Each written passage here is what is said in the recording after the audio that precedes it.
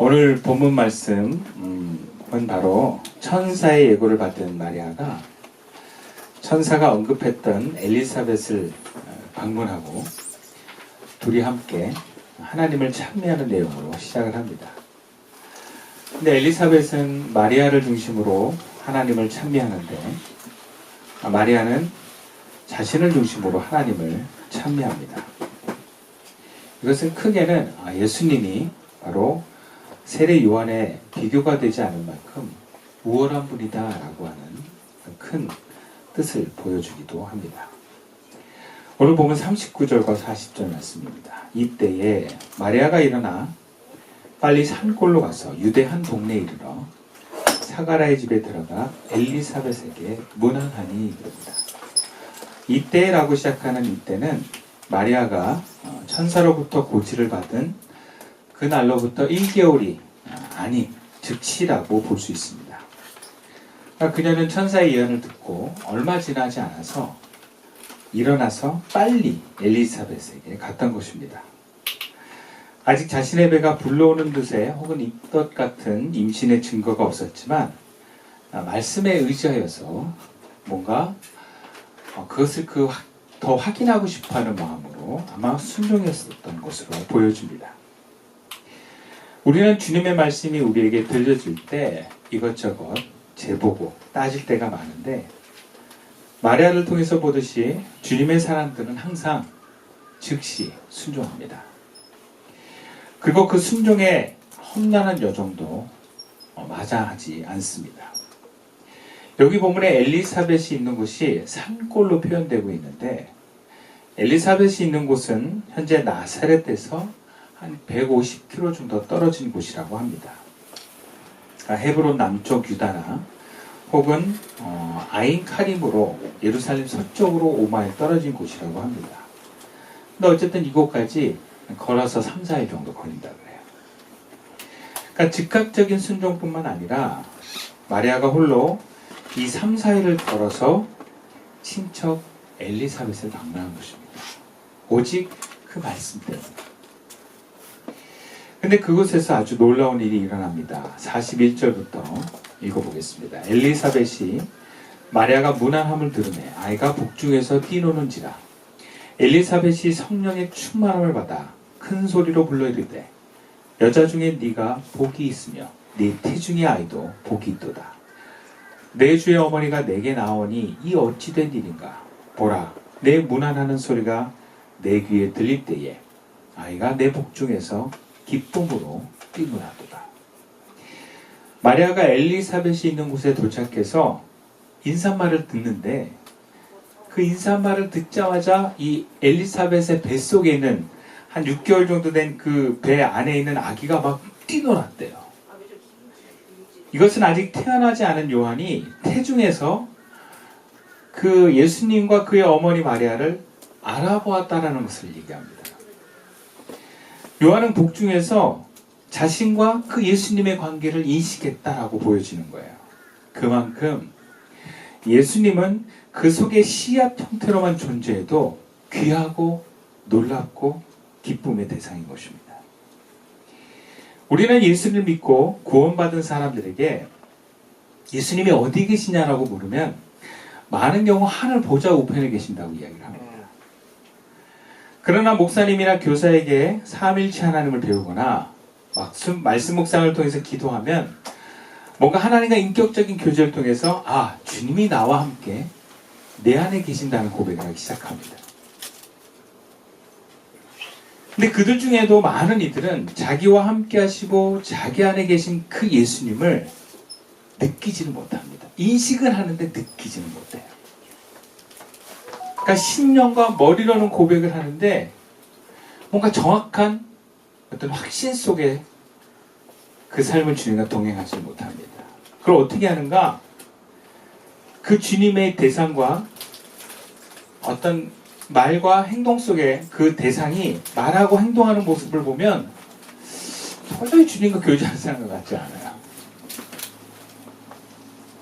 심지어 예수 믿은 지 수십 년이 지났는데 아무런 변화가 없어요. 아니 어떻게 주님이 계신데 아무런 변화가 없나요? 여러분 이거는 주님을 모독하는 거예요. 엄마. 그럼 주님이 우리 안에 계신데 수십 년을 예수 믿는데 아무런 변화가 없다? 그럼 주님이 문제겠습니까?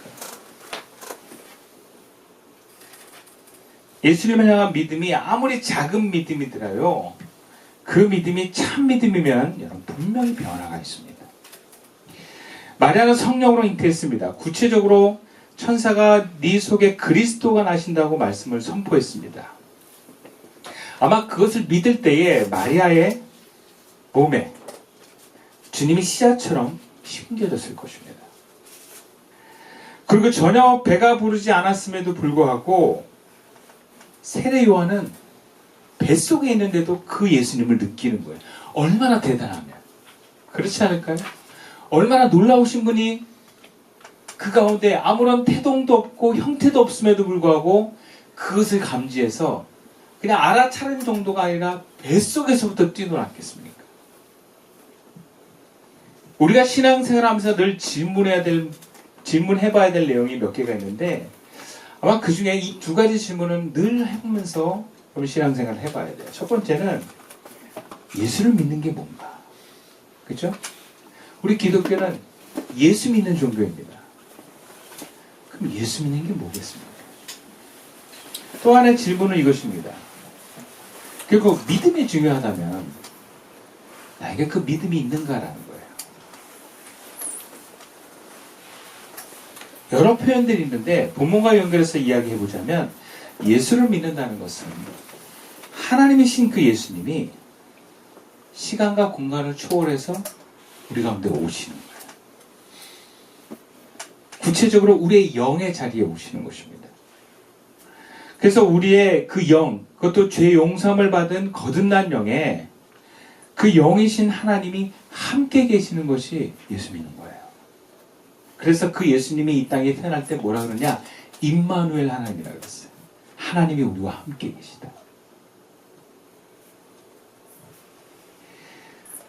즉 믿는 자들에게 예수의 영이 그 영에 함께 계십니다. 그래서 예수를 믿는 자들은 영에서부터 그리스도이신 예수님을 내 삶의 주인이자 주권자로 믿고 의지하고 순종하는 것입니다. 그것을 예수 믿는다라고 합니다. 그리고 그 믿음을 참 믿음이다라고 종교개혁자 깔맹은 이야기를 합니다. 그렇다면 우리 안에도 마리아처럼 예수님의 작은 존재가 있다라는 것을 알아차릴 수 있어야 됩니다. 그 형태와 그 힘이 아무리 작아도 그분이 하나님이시라는 것입니다. 형태가 없는 씨앗 형태만으로도 뱃속의 요한이 기뻐 뛰놀았듯이 우리 안에 혹은 성도들 안에 있는 그 예수님의 영을 우리는 기뻐하며 감격할 수 있는 줄로 믿습니다. 그래서 기뻐하라는 거예요. 하나님이신 그 예수님께서 우리와 함께 계심을 기뻐하라는 것입니다. 그리고 그분이 우리 안에 계신 것이 얼마나 복된 것인지 엘리사벳과 마리아의 참여를 통해서 우리는 발견할 수 있습니다. 본문 46절에서 50절까지 읽어보겠습니다. 마리아가 이르되 내 영혼이 주를 찬양하며 내 마음이 하나님 내 구주를 기뻐하였으면 그의 여종의 비천함을 돌보셨습니다. 보라 이제부로는 만세에 나를 복이 있다 일컬으리로다. 능하신 이가 큰 일을 내게 행하셨으니 그 이름이 거룩하시며 긍휼하심이 두려워하는 자에게 대대에 이르는도다. 그래요. 엘리사벳이 성령으로 충만해서 큰 소리로 마리아에게 복을 받았다는 것을 선포하면서 내 주 어머니가 오셨음을 기뻐했습니다. 그리고 그 주님께서 하신 말씀이 이루어질 줄 믿는 여자는 행복합니다 라고 찬양을 했어요. 우리도 그 영에 그리스도이신 예수님을 모신 사람은 복이 있습니다. 저와 여러분이 복이 있는 줄로 믿습니다. 그래서 근본적으로 우리는 기뻐하고 즐거워할 이유를 거기서 찾는 거예요. 우리가 아무리 삶에서 우리를 좀 우울하게 만들고 뭔가 관계에서 우리가 좀 화나게 되는 일이 있어도 우리가 기쁨을 포기할 수 없고 감사를 잃어버리지 않을 수 있는 이유는 바로 그 주님이 우리 안에 함께 계시기 때문입니다.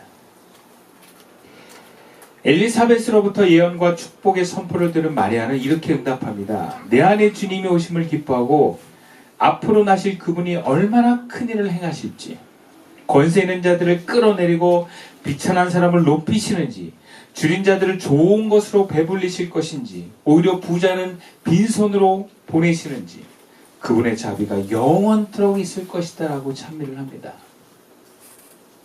이것은 그 자신 안에 계신 그분이 구약에서 대대로 이야기하면서 예언하신 그리스도라고 하는 것을 고백하고 있는 것입니다.